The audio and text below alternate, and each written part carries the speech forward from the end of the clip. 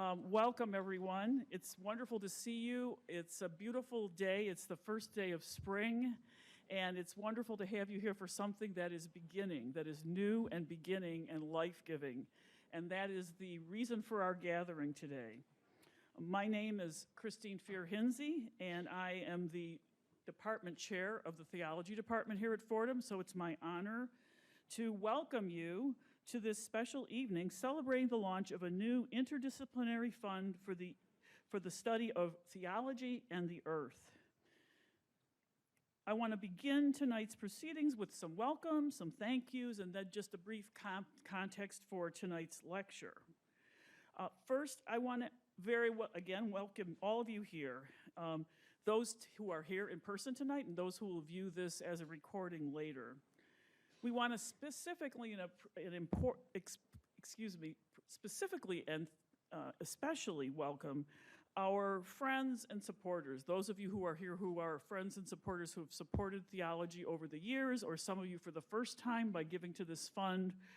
You are so important to us. Your gifts make tangible, real differences in everything we do in Fordham Theology, for our students, for our faculty, for our programming.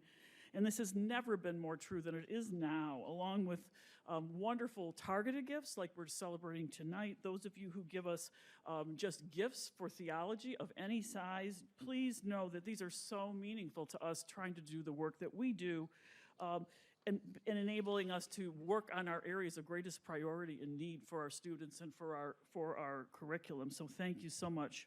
I can tell you many stories of the specific impact that people are having, so please catch me later. I'd love to do that. But tonight, we celebrate in particular the launch of the Elizabeth A. Johnson C.S.J. Endowed Fund for Theology and the Earth, a new Fordham fund that will advance the study of theology and our relationship and responsibility to the earth. This groundbreaking fund will support all kinds of things related to the study of ecological theology. It will support course development, graduate student or faculty research, public events such as this one. And it'll encourage interdisciplinary work, which is exactly what we need when we look at the issue of ecology today. We are very aware of this problem, this growing problem, and in fact, if you read the papers or the news in the last couple days, there have been a bevy of very alarming titles and headlines focusing on the new report that has just come out from the UN, such as World on Thin Ice as UN Climate Report gives stark warning from Associated Press. The BBC, UN Climate Report, scientists release survival guide to avert climate disaster. And perhaps a little more hopeful, The Economist, UN Climate Report is gloomy, but with some sunny patches. Well, I'm here to tell you that bringing the thinking about theology into conversation with the issues of ecological crisis and ecological well-being, that is a sunny patch, a potential, and not only potential, but a real sunny patch. And so just as we saw the beautiful scenery on the slideshow, it's a beautiful spring day, we also know that this terrible crisis is looming and it's here and we need to address it. And so it's theology that has the possibility, thank you. Theology and the religious thinking and the human spirit, the deep attention to the human spirit that comes with theology has a gift to give, and we have been given a gift to make that more possible here at Fordham. Okay. Another thing this fund will do is not only reach out from theology to other departments, to other disciplines, but also encourage faculty and student collaboration. Our fund, Theology and the Earth, is being seeded by a very generous bequest from alumna Margaret M. Sharkey, PCS 15, who is here today with some of her family members. Welcome.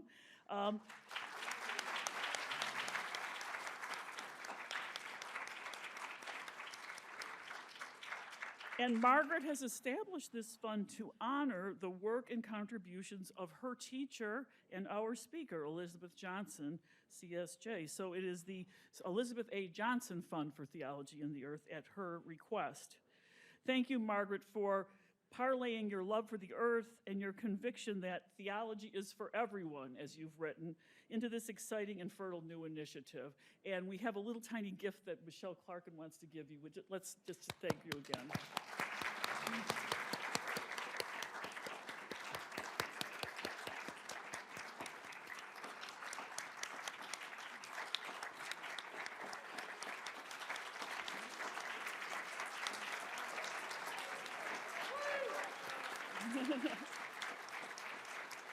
I know from speaking with Margaret that she sees this for sure as a seed, as a planting, that she is hoping will branch out and will become really something great as the future goes on.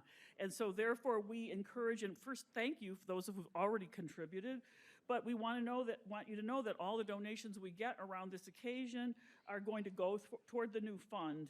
And we want, even though this is for the future, we also want to make it grow now.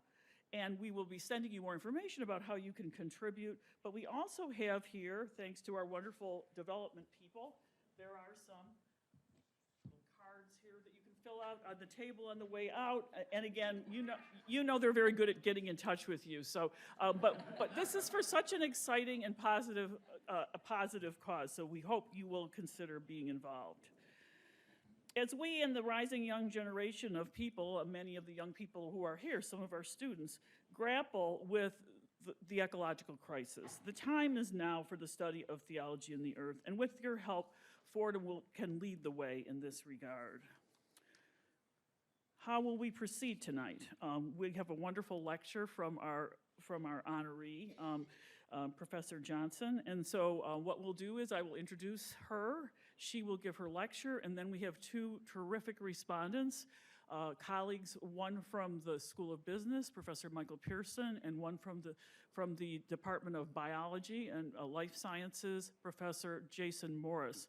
So I will introduce Beth first. She will speak, and then I'll ask the respondents to come to the stage. I'll introduce them. They'll talk for about 5 to 7 minutes. One of the things we're doing here is trying to also model the fact that this is an interdisciplinary kind of an effort here. And then they will speak. The three of them will interact a little bit, and we'll have time for some Q&A, followed by a lovely reception. Again, thanks to help from Margaret and others in this room. So without further ado, let me introduce our speaker.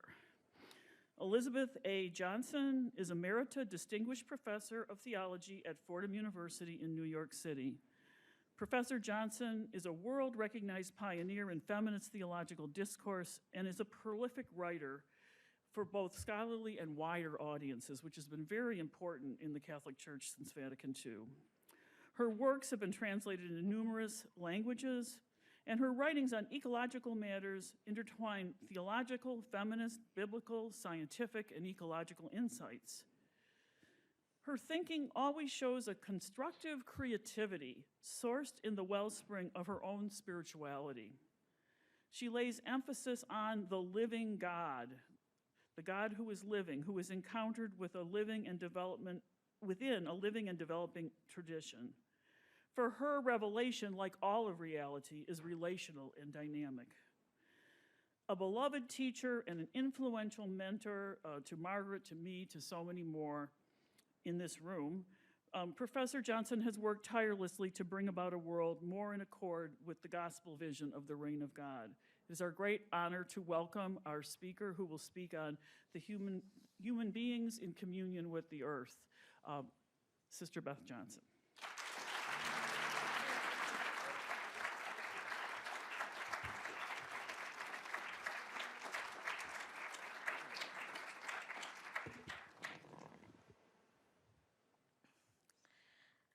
So welcome, everyone. It's wonderful to be here with you. I thank you all for coming. I thank Professor Fear Hinsey for her lovely introduction. And I would also add a heartfelt thank you to Margaret Sharkey, whose generous gift is starting this endowed fund for theology and the earth. Margaret spent her whole working life in the beauty business, decades at L'Oreal Luxury Division. In a recent email, she said, being retired now, she does not miss the pressure, but does miss the people and, quote, making beautiful products for our customers. It made me think, now instead of beautifying people, Margaret is using her resources to beautify the earth. What a great move. So thank you, Margaret. Thanks. Thank you. So this launch lecture, as it's being called, is entitled Theology and the Earth, Human Beings in the Community of Creation. And to begin with, I just invite us to picture the Earth as seen in by now familiar photos taken from orbit. There it spins, a beautiful blue marble, swirled around with white clouds, luminous against the black background of endless space. We humans live here, as do millions of other species, on or under the solid land, in the fresh and salty waters, and in the air above our heads. In fact, this is the only place where life exists, as far as we know to date. From here, we can look out and see other places, planets and stars, as our ancestors did. And now with amazing new telescopes, ancient galaxies, billions and billions of them. Perhaps someday, creatures from Earth will live elsewhere, but for now and always, Earth is our home planet. As you know, the awful reality we face today is that Earth is in trouble. Due to human action and inaction, the planet is warming. Severe droughts, wildfires, floods, and storms are wreaking havoc. Hundreds, if not thousands, of species are going extinct, and this is happening rapidly. And the resulting damage disrupts the life of ever more millions of people, including those who become climate refugees. Efforts to care for the Earth are multiplying, as seen in everything from international legal agreements to lifestyle choices by individuals to endowed funds. However, these efforts continue to face fierce opposition from political and financial forces, and we cannot underplay indifference. Now, amid this dangerous and complex scene, what can religions bring to the table? Since religious traditions, at their best, are bearers of wisdom about ultimate meaning and lay out a roadmap of how to live a good life, most of the world's religions have resources that can nurture ecological care. Pope Francis put his finger on this contribution in his 2015 encyclical, or teaching letter, entitled Laudato Si, Care for Our Common Home.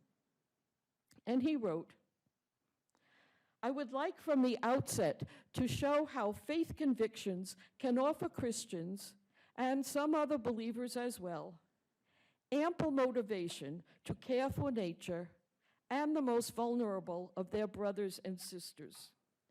It is good for the world at large when we believers better recognize the ecological commitments which stem from our convictions. In other words, beliefs have consequences and should count for something in the practical order. It is here that this lecture hopes to make a contribution. There are thousands of topics, but I'm going to zero in on just one, namely creation.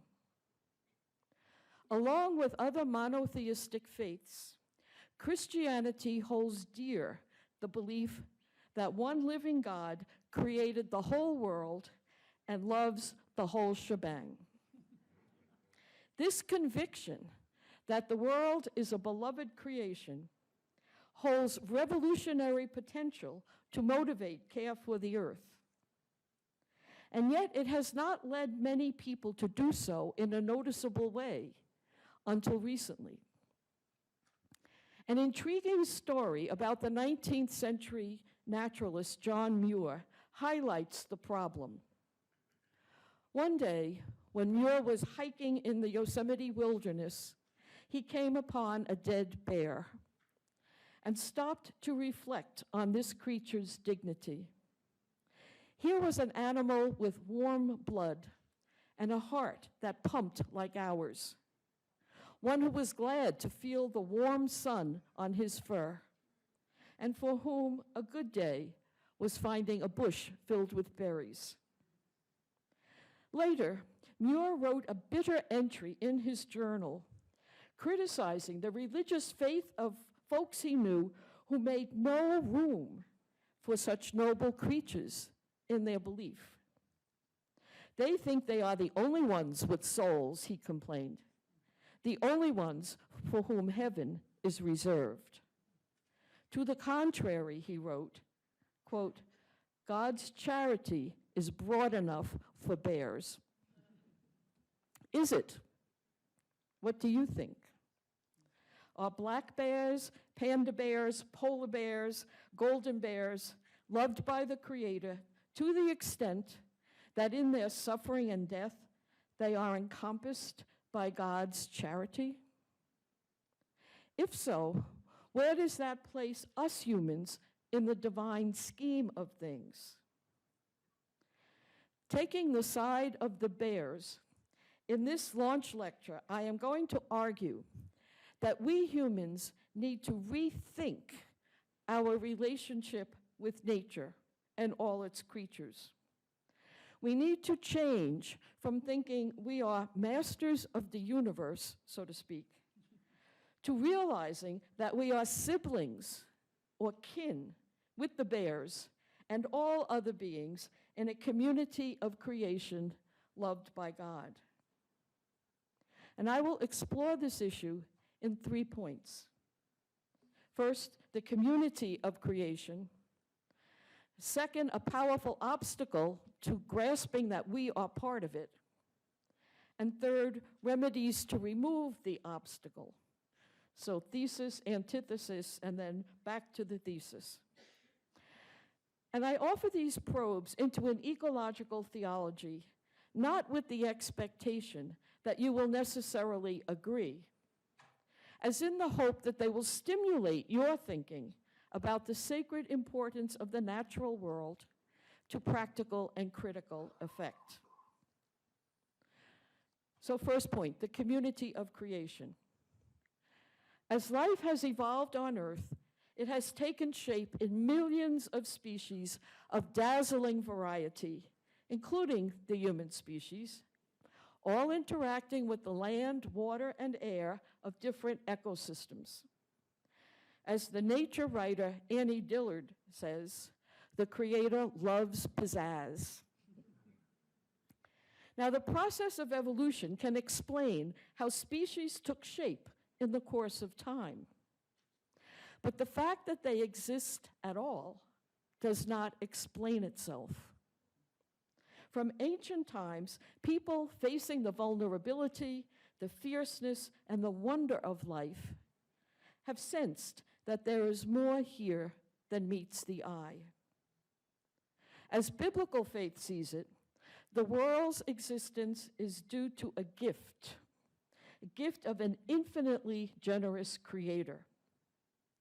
This incomprehensible mystery, whom people call God, is sheer exuberant aliveness, an overflowing wellspring of being without origin, without limit, without end. And in creating the world, the living God freely gives a share in that aliveness to others who are not divine. And these others, we, all receive it with creaturely flair. Ordinarily, mention of God creating the world takes our minds back to the origin of things. As in the book of Genesis, that opens the Bible begins with the words, "in the beginning." Right? While never explicitly saying so, people often assume that after this initial creative spark, everything rolls along on its own. It's almost as though the Creator's rest on the seventh day extends into a long retirement. What gets overlooked in this short-sighted view is the truth that creation is ongoing. The living God continuously creates. Without this largesse, there would be no world at all. Everything would collapse into an unimaginable no thing, nothing. One striking metaphor from a British philosopher puts it this way, quote, "The Creator makes all things and keeps them in existence from moment to moment, not like a sculptor who makes a statue and leaves it alone, but like a singer who keeps her song in existence at all times." Creation as a continuous, in-person, live performance. Now, trying to understand this, the 13th century theologian Thomas Aquinas wrote words that I think still resonate. And I quote here from the Summa Theologica. He wrote, "God is in all things, not indeed as part of their essence, but as an agent is present to that upon which it works. Now, since the essence of God is to exist, created beings must be the proper effect of God's action, as to ignite is the proper effect of fire. Now, God causes this effect in things, not only when they first begin to be, but as long as they are preserved in being, as the sun causes light in the air, as long as the air remains illuminated. Therefore, as long as a thing has being, God must be present to it, innermostly. So the way a flame sets other things on fire, the Creator continuously sparks all things into being. The way the sun makes the air bright, the Creator shines the world and all its creatures into their own existence. This is the basic meaning of creation.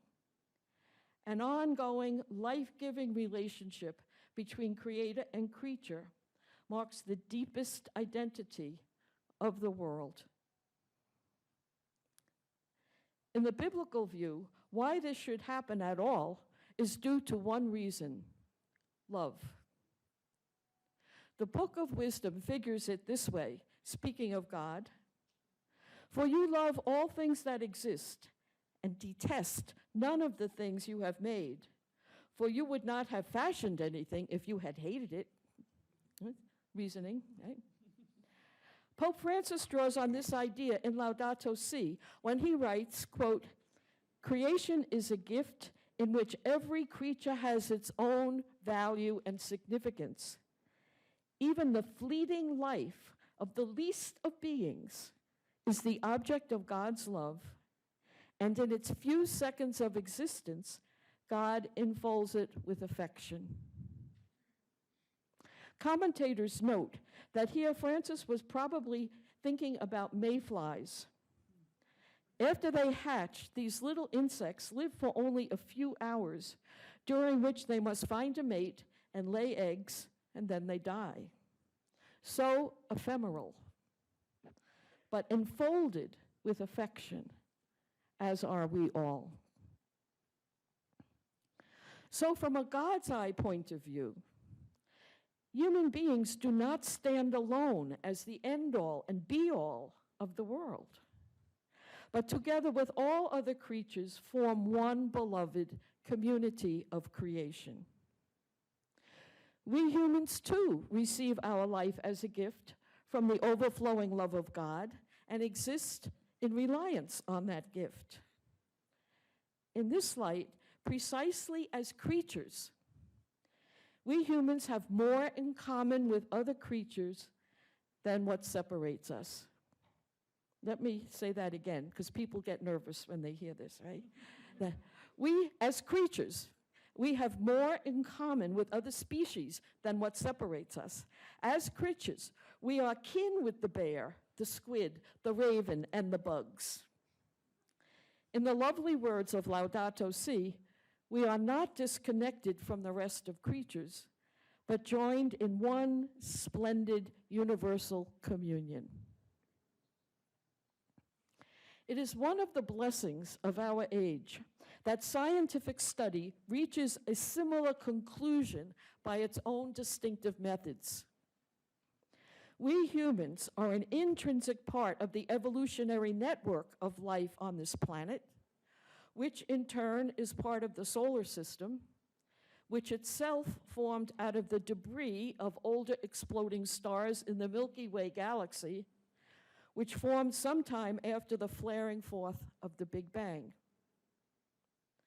The British scientist Arthur Peacock captures our physical relatedness in a striking example. Why is our blood red, as is the blood of other mammals? Because of iron. And every atom of iron in our blood would not be there had it not escaped from the explosion of a red supergiant billions of years ago, and then condensed to form the iron in the crust of the earth from which we have emerged. So the landscape of our imagination expands when we realize that human connection to nature is so deep that we can no longer define our identity without including the great sweep of cosmic history and our shared genetic inheritance with other organisms in the evolutionary history of life on Earth. There is but one community of life on Earth. In scientific terms, there is one biosphere. In theological terms, there is one community of creation. Everything is connected to everything else, and we all flourish or wither together.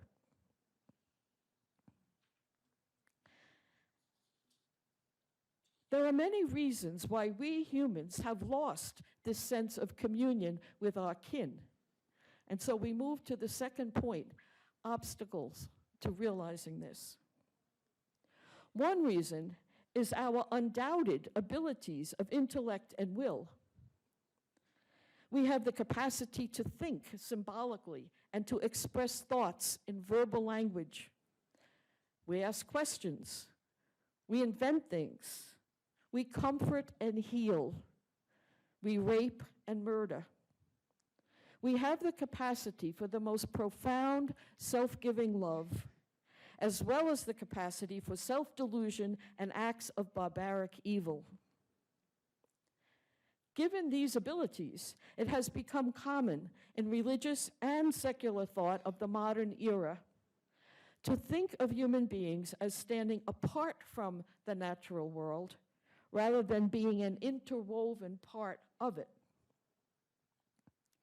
Here I will factor in on only one reason for this separation that has been particularly toxic, I think, in the realm of theology, namely the hierarchy of being. The backstory is interesting.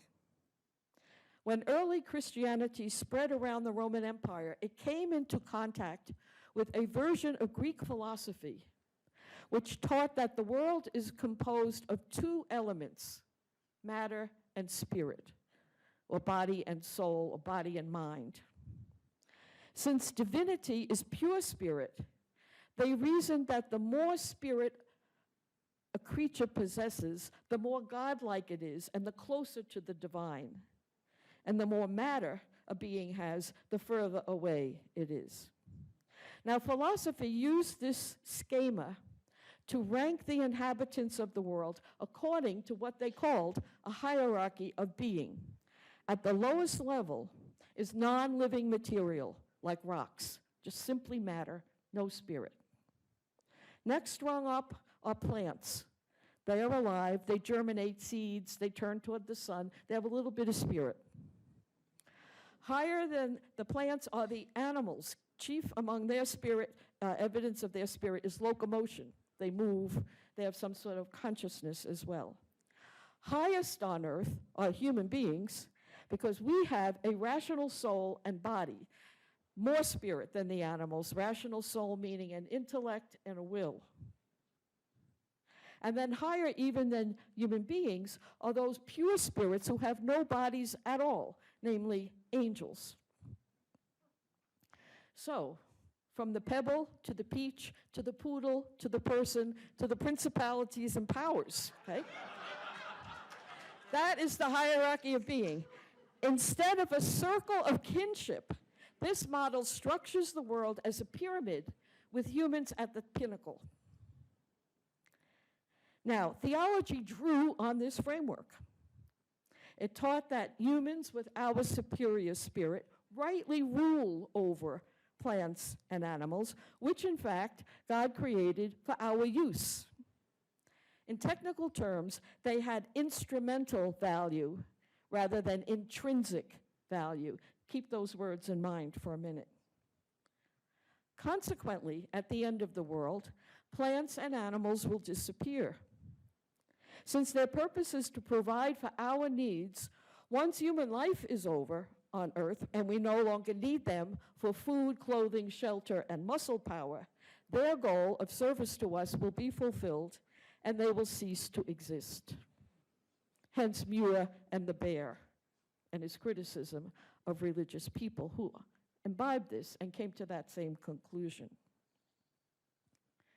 Today, feminist thinkers complexify this picture by noting how the hierarchy of being turned inward on the human race itself. And in this philosophy, it credited men with having more spirit than women. Men possessed of reason and the ability to act are more like deity than women, identified with emotion and their changing bodies that bleed and bring forth life, like Mother Earth herself. Hence, women are by nature subordinate to men, who by virtue of their superior spirit are equipped to rule. A rule, I would note, that can turn violent and exploitative with little compunction. This same hierarchy of being turned even more vicious in the 15th and 16th centuries, when Europeans began their vigorous exploration of other lands. Then, thinkers in that aggressive entrepreneurial culture took human superiority to mean that explorers had the right to exploit the minerals, forests, and animals in other lands for profit. Even more malicious was the support this framework gave to white European men's idea of their own supremacy when they encountered African and indigenous peoples. By assigning to people of color souls of lesser quality with inferior intelligence, by identifying them more with bodiliness, by seeing them closer to animals than to humans, Europeans thought they had the right to conquer, transport, and enslave millions of human beings for profit. Given its commitment to the hierarchy of being, church teaching had little to offer by way of resistance to the devastating disruption of whole communities and individual lives. And the terrible racist results of slavery continue to this day. I find it daunting to realize how deeply the hierarchy of being and its anthropology of the elite white male has made its way into the DNA of Christian thought and spirituality. People don't talk about it, they don't refer to it this way, but it's there in the air that they breathe. Not only has the hierarchy of being prevented equality and justice in the human community, but with its conviction that humans are rulers over nature, it also opened the door to centuries of unbridled exploitation of the natural world. The lack of concern on the part of many Christian people for the devastation of the earth in our day can be traced, in part, to the ongoing influence of this idea. If other creatures are less valuable in God's eyes, why should we bother? So, antidotes, the third point. There is a thought experiment that may begin to introduce sobriety to minds drunk on human supremacy, and it has to do with trees. So picture to yourself a group of trees. In the hierarchy of being, humans rank above trees. When humans breathe, we inhale oxygen and exhale carbon dioxide. In the presence of the sun, trees do the opposite. They take in carbon dioxide and release oxygen. Over millions of years, their photosynthesis is largely responsible for producing the oxygen content of the Earth's atmosphere. Take away trees, and humans would suffocate. Take away humans, and trees would do just fine. Probably better, because we would not be cutting them down. So who needs who more? Which is more valuable, and by what criterion?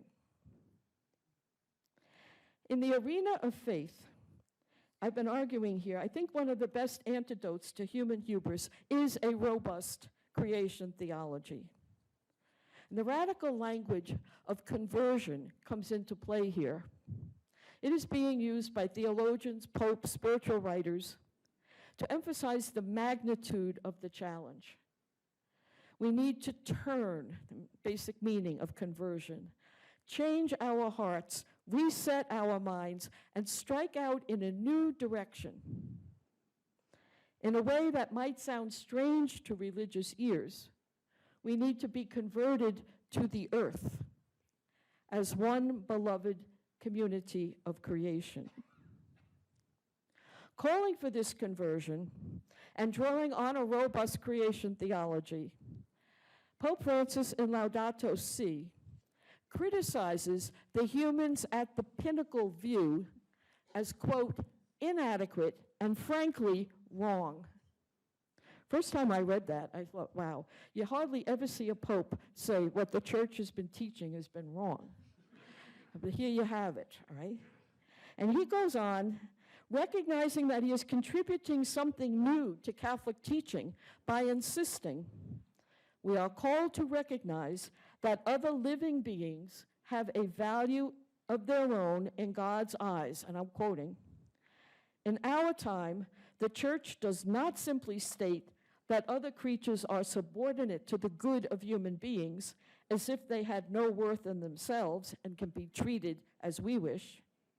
Rather, they have an intrinsic value in God's eyes, independent of their usefulness to us. Note the very deliberate language here that challenges the hierarchy of being. And why? Because God loves them, even the little mayflies. And this leads to a radical claim. Pope Francis writes, the final purpose of other creatures is not to be found in us. Rather, all creatures are moving forward with us towards a common point of arrival, which is God. Almost with agony, Laudato Si applies this view of the community of creation to the ongoing catastrophe of the extinction of species. When a species goes extinct, it disappears forever. Given that evolution requires passing on genes from one generation to the next, it will never come back. That history is over. As one scientist put it, while death means the end of life for the individual, extinction means the death of birth itself for a species and damage to all the other creatures in the ecosystem with which it is interrelated. In view of the community of creation, Laudato Si declares, quote, God has joined us so closely to the world around us that we should feel the soil drying out into desert, almost as a physical ailment, and the extinction of a species as painful disfigurement, end quote. What an extraordinary idea, that the loss of a species should strike us as if our own body was wounded, or as if we ourselves had lost a limb. In clear language, Francis rolls the community of creation all the way to the ultimate future. Quote, "At the end, we will find ourselves face to face with the infinite beauty of God." Now, he is describing heaven, which, of course, is indescribable, but this is his take on it. "And enfolded with affection, we humans will not find ourselves alone, for also present," quote, "will be the whole universe, which with us will share in unending plenitude. Indeed," and this is a quote, "eternal life will be a shared experience of wonder in which each creature, resplendently transfigured, will take its rightful place."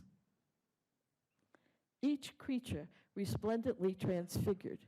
You know that famous question, will I see my dog in heaven? You know, that's an answer right here, right? We can't imagine this, of course, but Pope Francis is drawing out the logic of belief in a creator. Some years ago, while teaching in South Africa, I gave a public lecture on this very biblical idea that all creation will be redeemed. I had just visited the great Kruger National Park and been deeply moved to see Africa's marvelous animals roaming in the wild. And so I departed from my prepared text to say that lions, hippos, giraffes, impala, wildebeest, storks, the whole lot, had a blessed future in store. The local Catholic newspaper disagreed. It ran an article critical of my talk under the great headline, quote, "Salvation even for elephants?" That's a great starter question. But why ever not? The Creator is not a throwaway God. We creatures as humans do not stand alone as subjects of divine love. In the community of creation, we all share the core identity of being beloved creatures.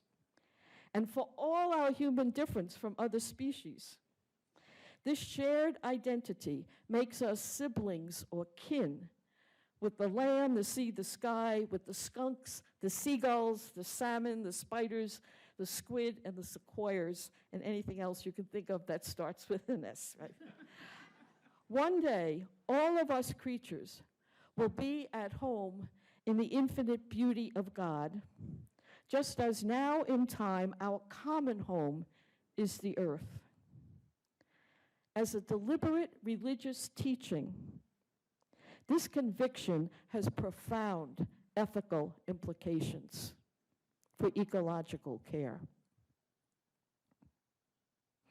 So to conclude, our times urgently require that we humans develop an ecological sense of ourselves. We need to expand our sense of identity to include relationship with other creatures, the land, waters, and air, and all creation itself. Once we have truly appreciated the life of the other, then we arrive at a new starting point for decision-making.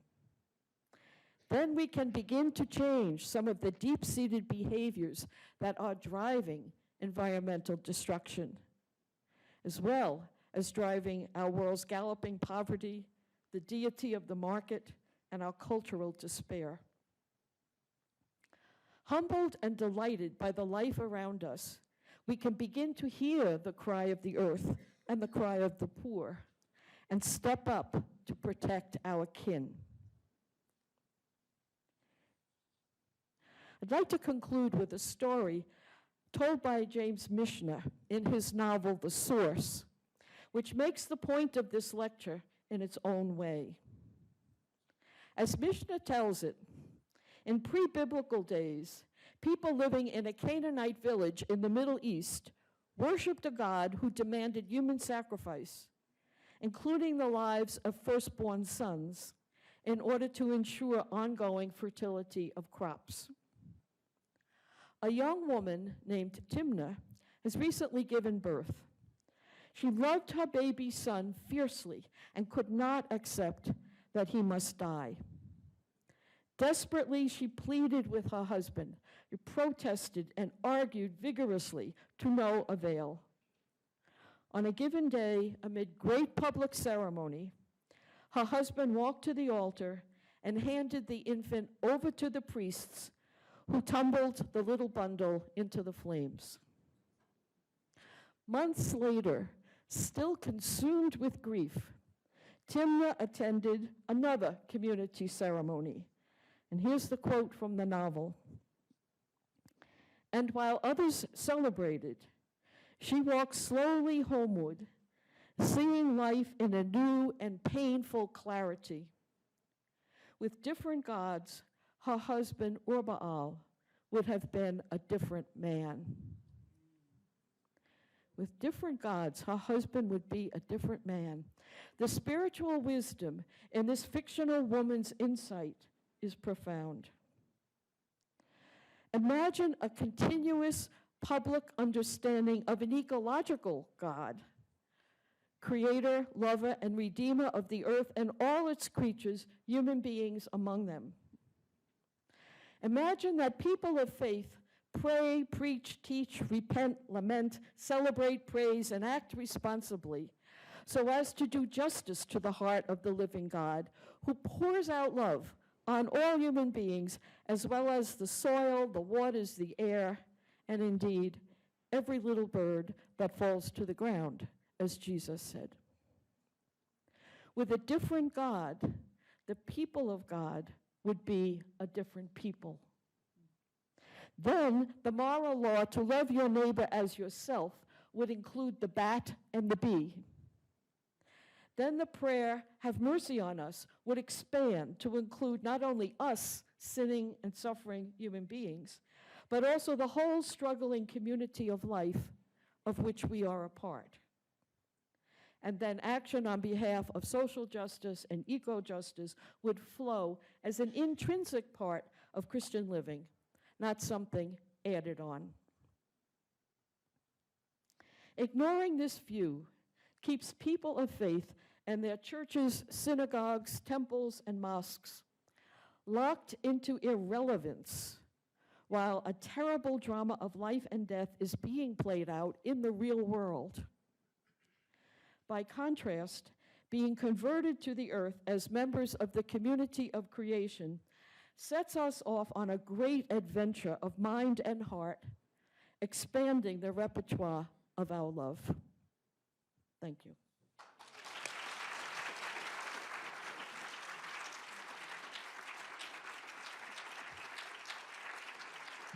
Thank you. This is your water. I opened it thinking you needed it. Okay, thank you. Good.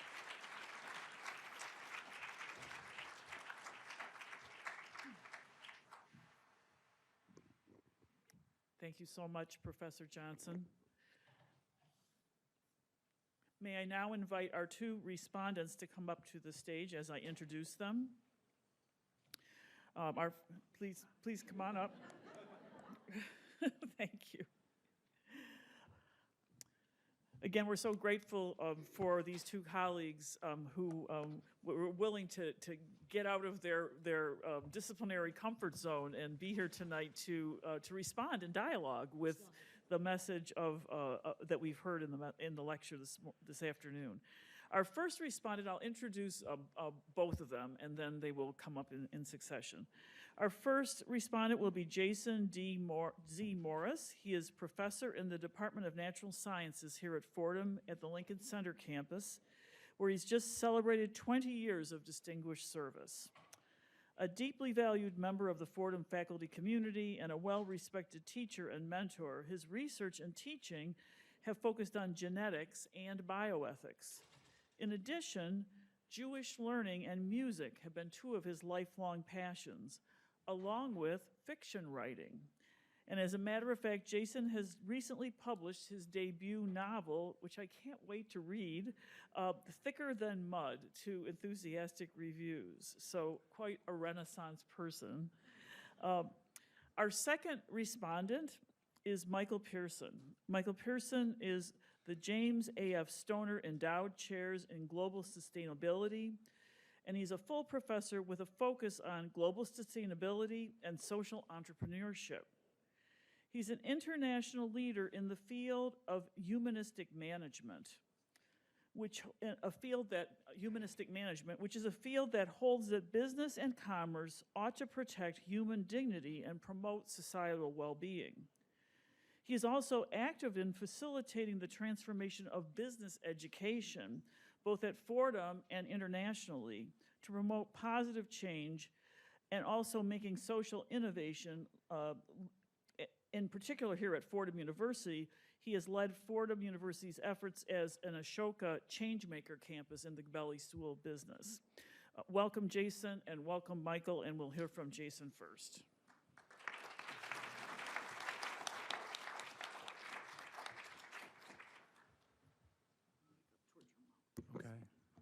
Okay. I wanted first to thank Dr. Johnson for a terrific talk. You can't beat truth delivered with passion. And I particularly want to thank Dr. Johnson for challenging us to consider the commands to love our neighbor and to respond to the cries of the poor in their broadest, fullest sense. It's an honor for me to be able to participate in this event and to be in conversation from such a multidisciplinary perspective with colleagues like Dr. Johnson and Dr. Pearson. One of the best things about working at Fordham is that we're valued as full human beings. I'm here as a scientist, as an engaged Jew, and as a citizen of a world in crisis. And I really appreciate having the opportunity to bring all of that with me as I respond to Dr. Johnson's scholarship. As a biologist, I greatly appreciate Dr. Johnson's perspective that all living things have great intrinsic and not merely instrumental value. One of Darwin's great contributions to human thought has been to undermine the idea of a hierarchy of being and good riddance. Every organism on Earth shares ancestry with every other, and we are profoundly interdependent on each other. As a Jew, I concur wholeheartedly that the final purpose of other creatures is not to be found in us, but in God and in loving God's creatures, what Jews call Ohevet Habriot. As a person who calls Earth his home, I hear Dr. Johnson's words that everything is connected to everything else, and we all flourish or wither together as a call to action. The primary context here is global warming, and that threat is real, and it is largely the fault of humans and the responsibility of humans to fix. As Dr. Johnson said, that threat is due to human action and inaction. But Dr. Johnson's theological claims extend far beyond global warming.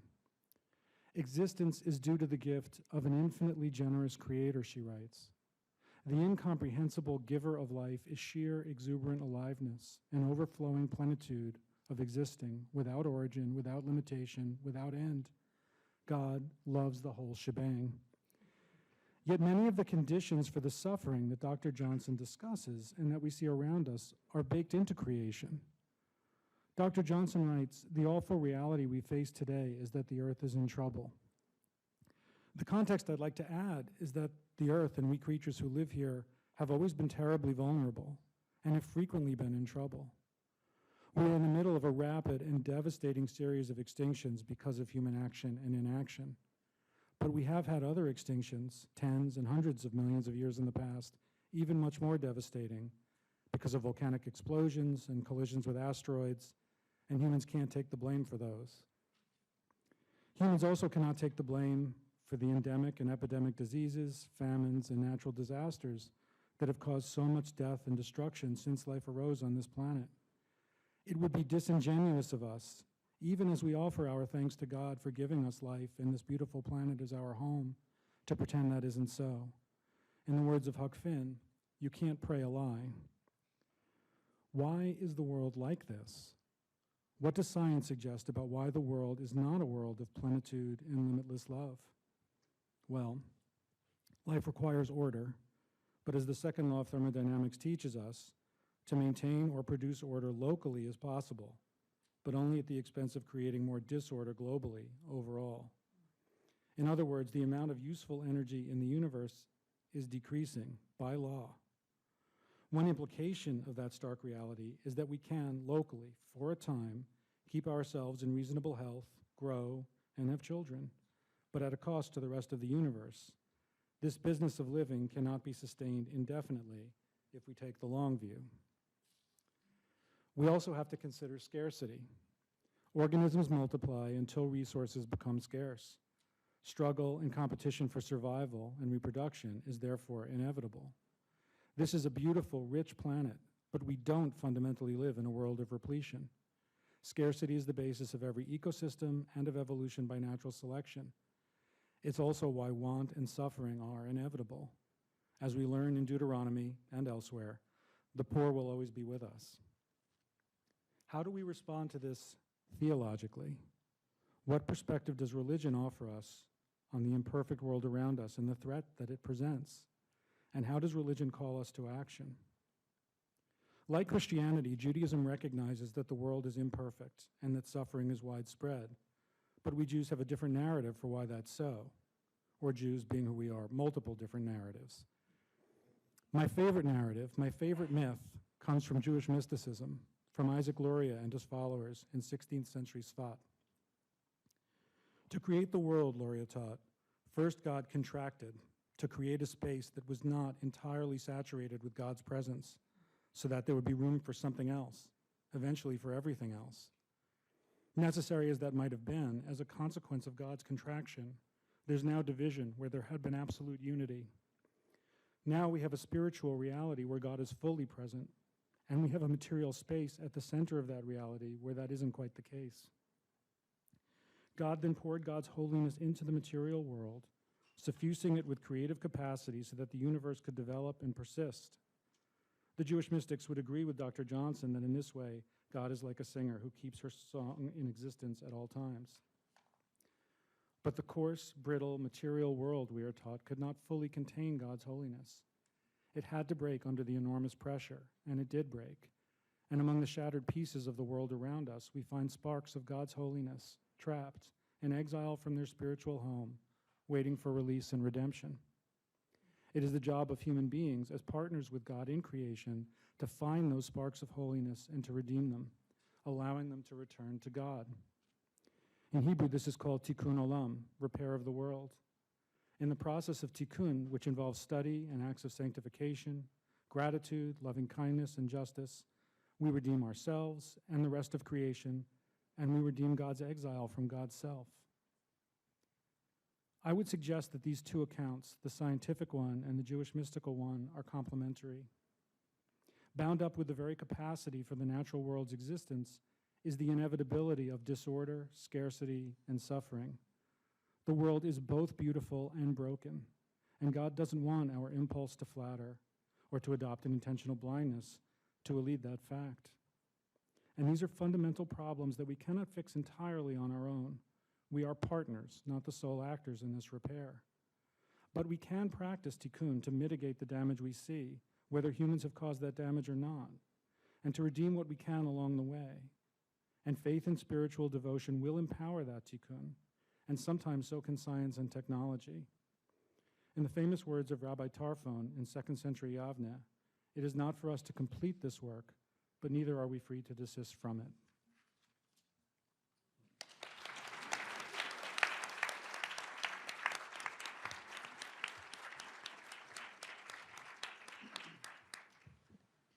Thank you, Dr. Morris. Now we'll hear from Dr. Pearson.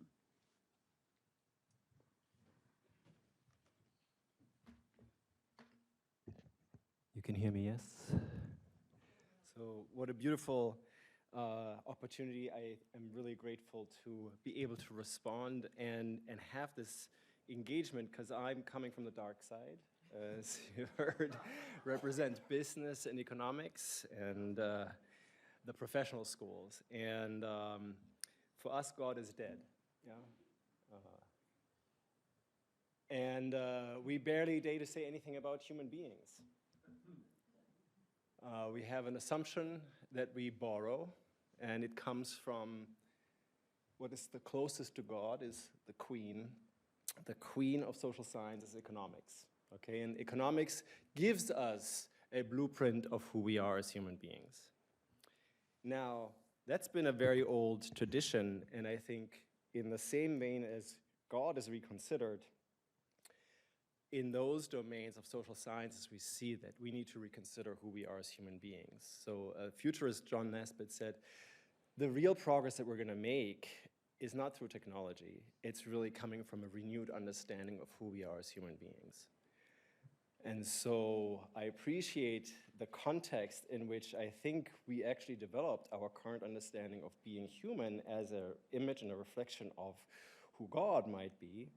And I think there are very strong connections, and I think the shebang goes together, as you've said. And in many ways, we can borrow, as social science and professional sciences, from the insights generated from humanities. That's clear.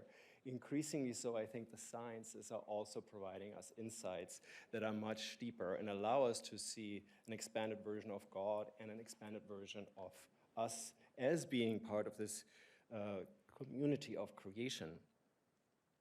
So E.O. Wilson, the famous biologist, said that there is this emergent consilience of knowledge that we can actually draw on as the enterprise of the university. And somehow, strangely, we really don't. This is one of the few opportunities. Who is God? Who are we? Pope Francis, Elizabeth Johnson, you're mentioning, yet we're interconnected.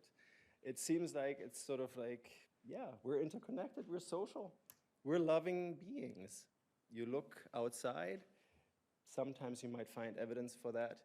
I can tell you that the framework under which we operate definitely does not endorse that.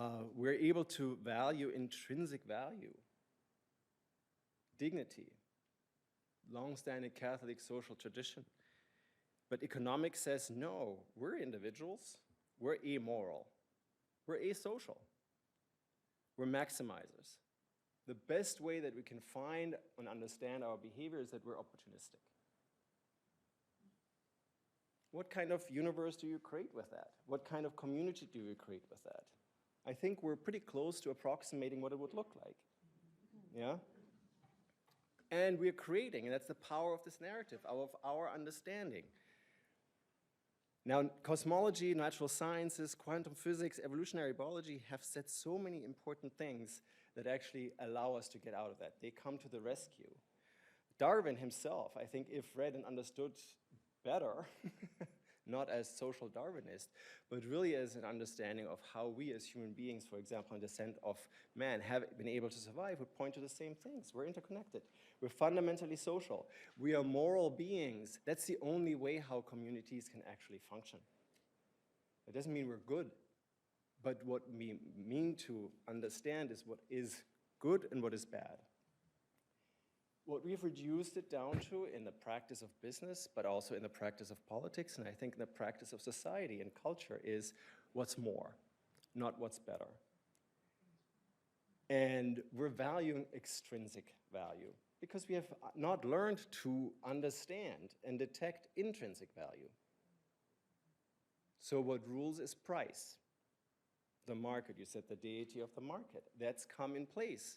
Of course, because we don't have the language, the literacy to talk about dignity, intrinsic value, either for ourselves, for other beings, or for the environment.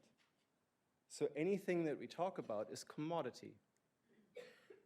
We put a price on it. One of the big solutions that the sustainability and the IPCC and the other conversations that are happening in terms of how can we restore the environment is put a price on it. Yeah, you can do that, but you will still be in the same kind of logic of exploitation, commodification, use, abuse, throw away. So in that sense, I think there is a deeper gift that's given, that when we can engage with that conversation, I think maybe we can balance it. We can approach the many different social ills that we're experiencing. Francis Fukuyama says, basically, you're yearning for this experience of dignity. What you see that's going on in the political domain, but in the economic domain, is really ultimately clamoring, I want to be recognized, I want to be seen, I want to be heard. Pope Francis points to that as well. And that's really the foundation of Laudato Si, as I understand it, is that we are able to honor and understand, identify the dignity and organize around that. So when we then do not build on utility as the organizing framework, which that is what it is built on, the current social system, which expresses itself in price exchange, but dignity, then we can create community differently. We can think about communities differently. And Hans Küng said in his work that this is actually a very universal approach. It's not only pertaining to Catholic thinking, but it is accessible to all. So with that, rethinking human beings can then maybe through the back door bring in the conversation about God. And then allow us to think about the bigger context and allow us to think the paradigm that we're operating with for business, for exchange, for our social lives. And I think that's really the beautiful opportunity here that we're invited to. And I just thank you for this opportunity and close with that. All research is needed.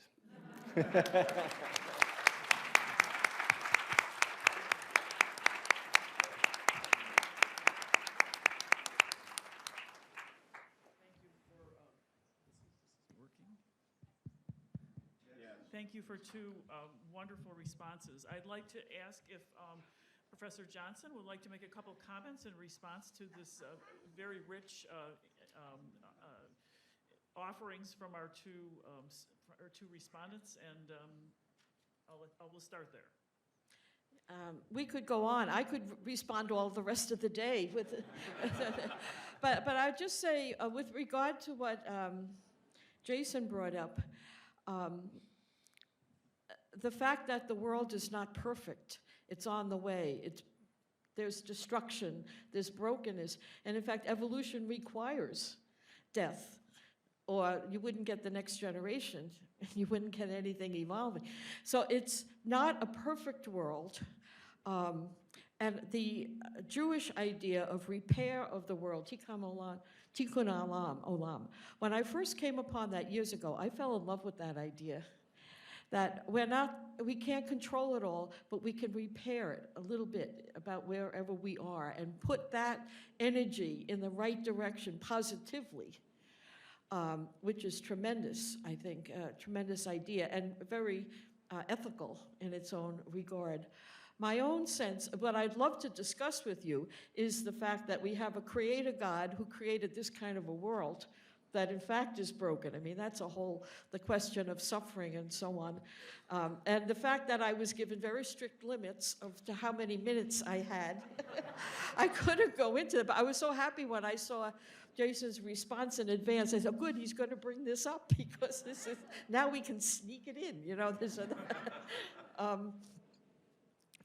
mean, it would take forever to get to the bottom of that kind of thing. But one basic thought is this, and I say this now as a Christian, all right? When Christians get to this issue, we have another arrow in the quiver, and that is Jesus. And especially the understanding of Jesus as the incarnate Word, that the Word became flesh and dwelt among us. As one of my students once said, God joined our mess. And we go on with Christ with us in the midst of this, all the way to death on the cross. And then what follows from that is a word of hope for everything else that's also flesh and will die. In the 4th century, St. Ambrose gave a homily on Easter in which he began, when Christ arose, the earth arose. And the reasoning was that Christ is a piece of the earth, real to the core, flesh and bone, genetics, connected with the whole rest of the community of creation. And he's the pioneer of what's going to happen to everything else in terms of resurrection, hope. Paul writes in his letter to the Corinthians that Christ is the first fruits of those who have fallen asleep, meaning died. The first fruit. And I once made a point in an article saying, you know, if you ever grew tomatoes, you know what it's like when the first tomato ripens. It's so wonderful. And you go out and pick it and enjoy it, but you know there are more coming on the vine. So Christ is the first tomato, if you will, and that there is more coming, which is all the rest of us. Anyway, that's an expression of Christian faith. that we're in the middle of celebrating now as we come toward the end of Lent into Holy Week. That's something else, that there's a connection. It's not all over just because it is broken and suffering and filled with death, which in fact it is, you know. And as far as Professor Pearson's remarks, I mean, I give you credit for teaching economics, because I think if I did, I'd be depressed all the time. And that, because like you said, the dark side, in other words, what's out there driving our civic life is this business of be somebody, make money. And I kept saying in the hierarchy of being too, the motive of profit, the more I worked on that and watched what happened in the age of exploration, it was dumbfounding to me, the drive for profit that came from. So to try to put, as you are, an ethical strain in that, to look at us, what is the common good, who are we together? You're pulling counterculturally there with the business, the practice of business. But it's a tremendous voice to have that happening, and to have that ethical understanding begin to infiltrate, and possibly students, and possibly eventually, you know, more and more it would go that way. And then again, maybe it wouldn't, because we have entropy and it's all falling apart, as Jason was saying. But not to be Pollyanna-ish about it all. These are terribly serious questions that we're dealing with, and they're very real questions in the world. And all I can say is thank you so much to my colleagues for what they bring into this discussion. Thank you.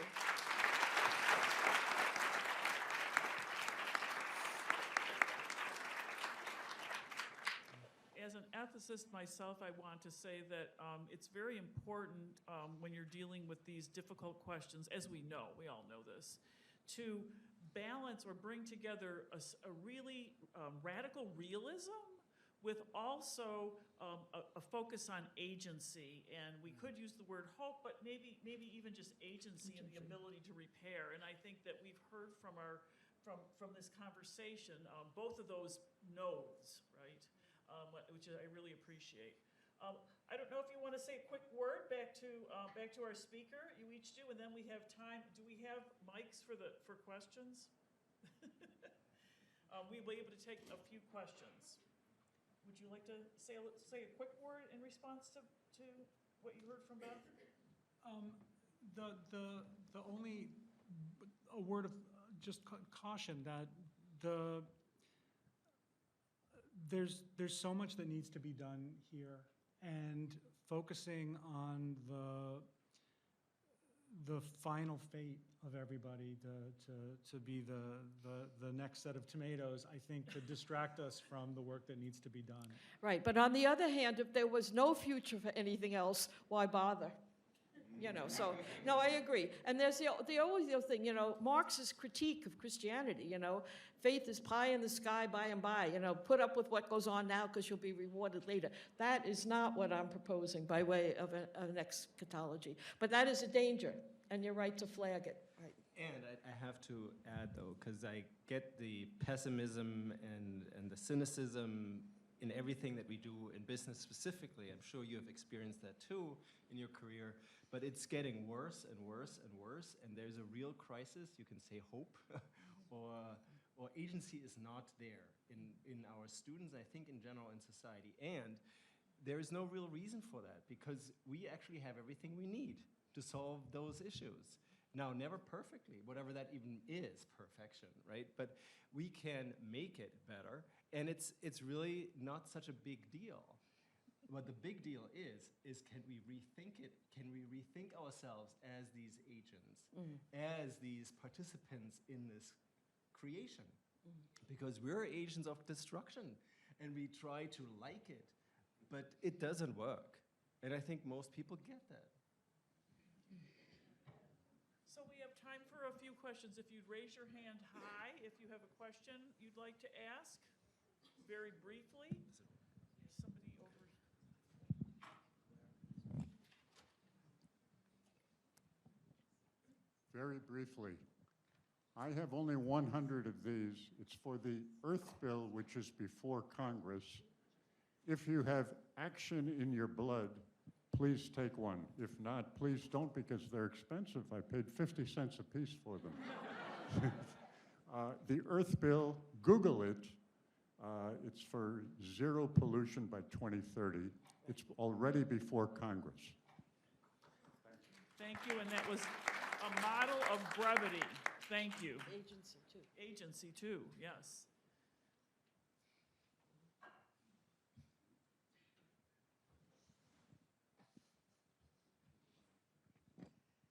So,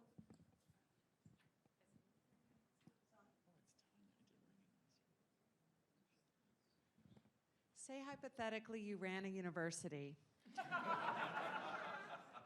What should Fordham do to do more?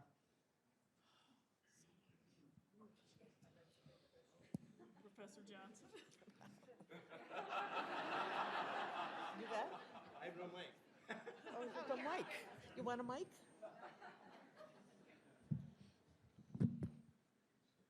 Go ahead. Do you want me to No, answer? you go ahead.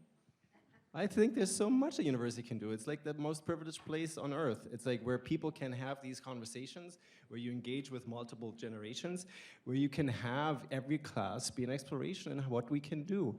And the experience is out there. I think it's really just, we're in our own way if we don't want to go there. If we want to have desperation, I think we're great at it. We're really producing desperation and give it a degree. But I think there's so much more that can be done that's already being done. And most of us don't talk about it, we don't know about it. And I think there is something to the biology of like, we focus on negativity, it just resonates more, it's better. But there needs to be a balance, and I think that's what the role of the university can be. Perhaps I would just add, and I don't know, I'm saying this out of ignorance, but how are Fordham's funds invested? Are they invested ecologically responsibly? Another thing is Fordham at zero emissions in all of its heating, lighting, use of energy? In other words, very practical things at the administrative level, as well as educating. That's the main purpose of the university as well. Single-use plastics. This Ban. And I'm sure there's 100 other things we'd like to say in this group. Thank you for the question. Dr. Pearson, I think we worked together about a decade ago. I'm Barbara Andelson, and I am, or was, rather, I'm retired. I was the chair in Applied and Practical Christian Ethics.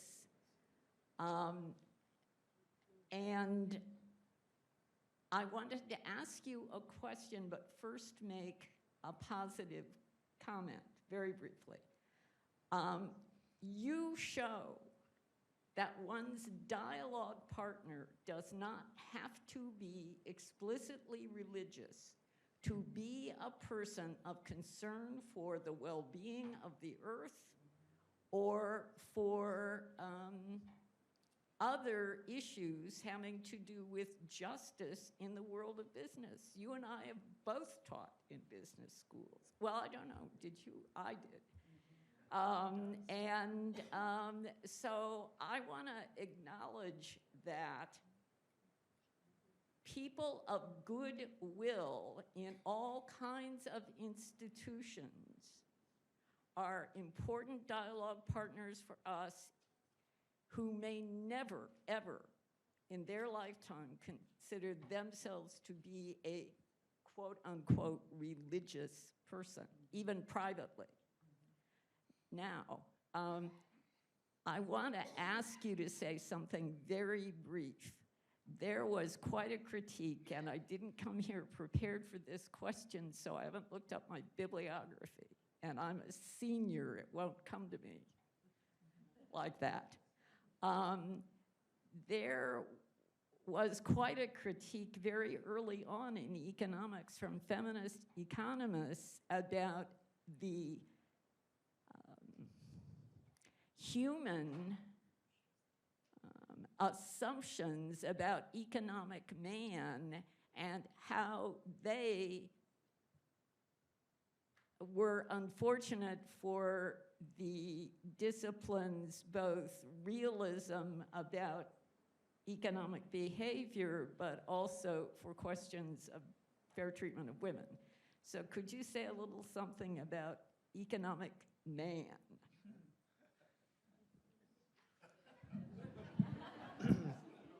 So I can try. There is a paper out that says the economic man is really a woman. But in the end, I do think that there is a misappropriation, and unfortunately it has to do with universities. And it's the need of established social sciences as science. So we had to borrow from somebody that was considered scientific and to have some kind of assumption set, and that became economic man. So that is the whole reason why we have this, and we still cling to it. The opportunity that exists now is that we have the sciences, we have the humanities, we have this emergent constituents of knowledge. We don't need economic man, we can throw it out. It was a bridge to sort of establish it as that. And it's just inaccurate. And we have better options now, whether they come from feminist or other perspectives. And economic man being what you were speaking about, correct? The rational individual maximizer of profit. Right. Thank you. One more question. Somebody in the back? Thank you. I want to thank our colleagues in development who've been so helpful and are now running around with the mic. Thank you so much, Roger. And So here in New York, we have something called the Metro New York Catholic Climate Movement, and we work with parishes. So far, there are only 2 Jesuit parishes here in New York that we work with. One is St. Ignatius, one is my parish, St. Francis Xavier. And what we've been trying to do with our parishes, and I imagine just many of you in this room are part of a parish, right? So one thing that you can do is try to get your parish to be more sustainable. Try to get your parish to adopt Laudato Si. Try to get them to read it. Try to get them to adopt the Laudato Si action platform. And I stress the word action, okay? Because one thing Laudato Si does call for is bold action. So Metro New York Catholic Climate Movement, MNY, MNY for Metro New York, ccm.org. Give us an email. thank you.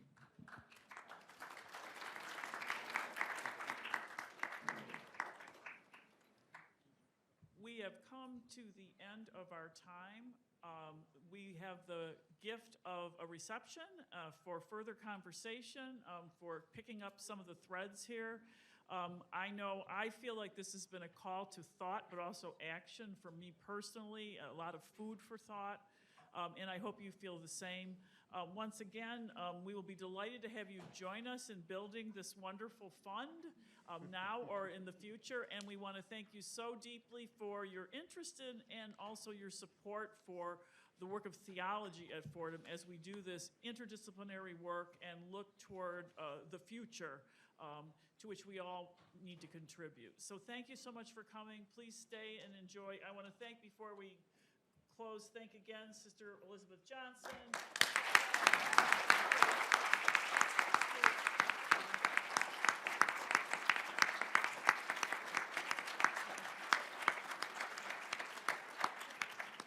And also our wonderful respondents, Dr. Morris and Dr. Pearson. Thank you.